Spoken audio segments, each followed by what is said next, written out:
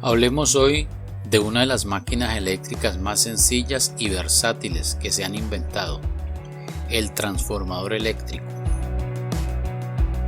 ¿Para qué sirve? Se utiliza para cambiar el nivel de tensión o voltaje en corriente alterna.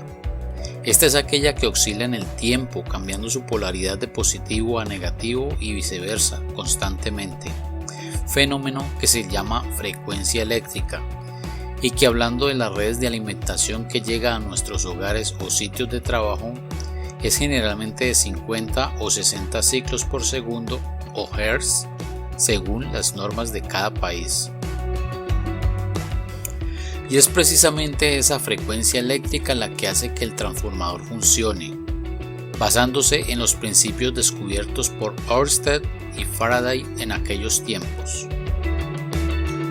¿Y cómo es un transformador y de qué consta?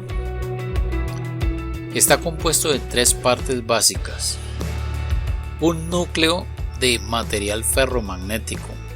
El más común es una aleación de hierro-silicio, aunque para uso con altas frecuencias es muy común encontrar núcleos de ferrita.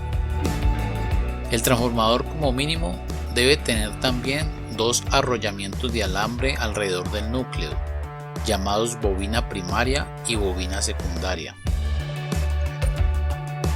La bobina primaria es siempre la que recibe el voltaje de entrada que necesita ser transformado, y por la bobina secundaria sale el voltaje resultado de la transformación. Cuando por la bobina primaria circula una corriente alterna, el constante cambio de polaridad de esta corriente hace que se produzca un campo magnético también variable en el núcleo, y como la bobina secundaria también está enrollada sobre este núcleo, el campo magnético variable hace que se induzca un voltaje en esta bobina secundaria, como se explica en la ley de Faraday. Hay un concepto a tener en cuenta en los transformadores, y es la relación de vueltas de alambre que existe entre la bobina primaria y la bobina secundaria. Si ambas bobinas tienen la misma cantidad de vueltas o espiras, el voltaje que entra en el primario es igual al que sale en el secundario y la corriente es la misma en ambos bobinados.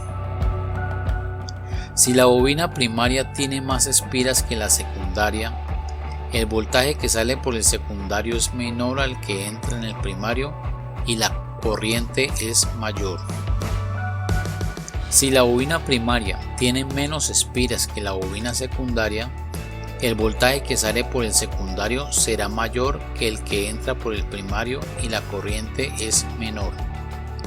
De esta forma se puede calcular la construcción de un transformador según la necesidad, como transformadores reductores o elevadores de voltaje.